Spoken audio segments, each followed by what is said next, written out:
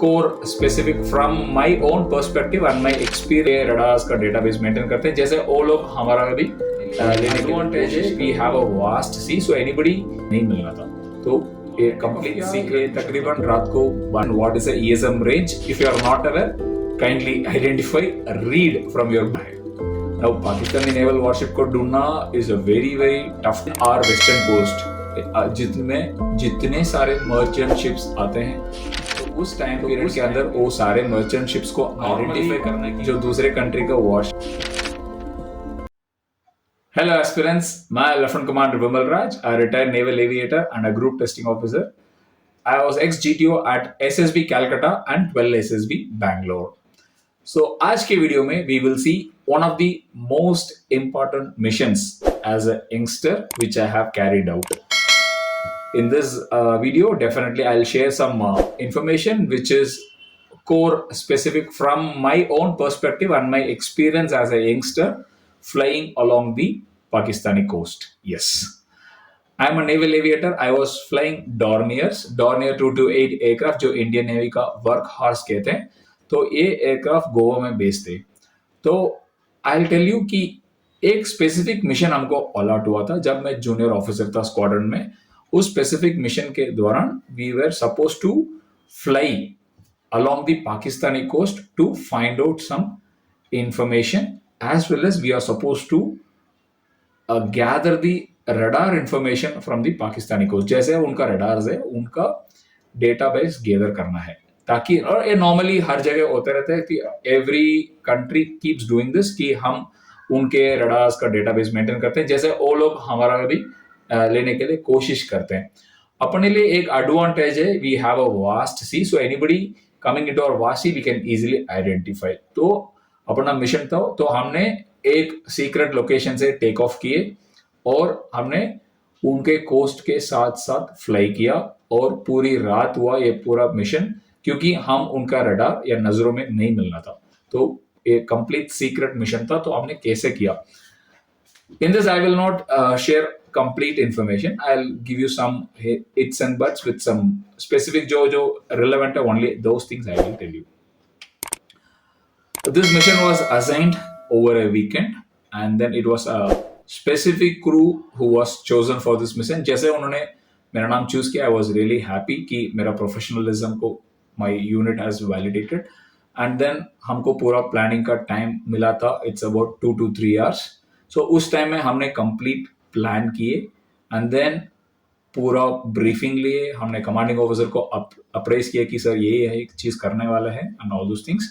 उसके बाद with specific mission briefing and then we filed a flight plan and then जो हमने अपना बेस था गोवा वहां से एक सीक्रेट लोकेशन को टेक ऑफ किए. वहां जाके लैंड हुआ. फिर वहीं से हमने इस स्पेसिफिक मिशन के लिए हमने टेक ऑफ किया.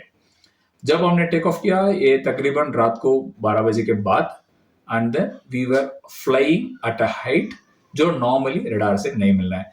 जब भी कोई इंजीनियर से इस वीडियो देख रहे हैं तो आपको पता चलेगा रडार कैसे ऑपरेट करते हैं जो उनका रडार रेंजेस कैसे रहते हैं. What is the radar range and what is the ESM range. If you are not aware kindly identify read from your books what is radar range and what is the ESM range. Okay जैसे ये database gathering के लिए गए थे. Also we were assigned with a task एक Pakistani naval warship को ढूंढना है.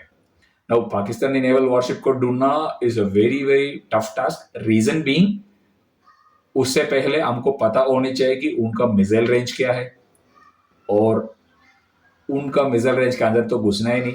उससे पहले we have to identify. Now imagine our western coast जितने सारे मर्चेंट शिप्स आते हैं तो उस टाइम पीरियड के अंदर वो सारे मर्चेंट शिप्स को आइडेंटिफाई करना कि हाँ ये मर्चेंट शिप है. नॉर्मली जो दूसरे कंट्री का वॉरशिप्स है वो कई मर्चेंट शिप्स के साथ साथ मिल के जुल के आते हैं ताकि आइडेंटिफाई ना हो जाए. तो उसके बीच में you must be professionally very sound and very clear to identify कि कौन मर्चेंट शिप है कौन वॉरशिप है.